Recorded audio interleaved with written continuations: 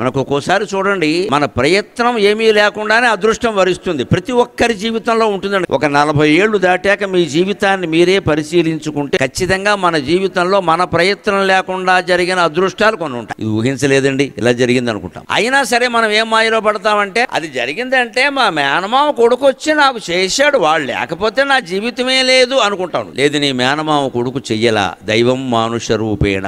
నువ్వు చేసిన జపమో తపమో లేదా మన కోసం మన తల్లిదండ్రులు చేసిన జపమో ఫలించిందండి. ఆ జప ఫలం మేనమామ కొడుకు రూపంలో వచ్చిన దైవం మానుష రూపేణ.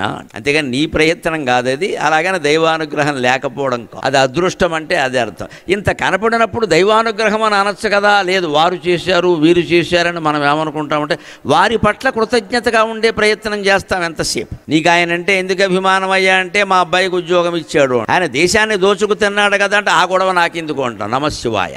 ఇంతకంటే స్వార్థం ఉంటుందా?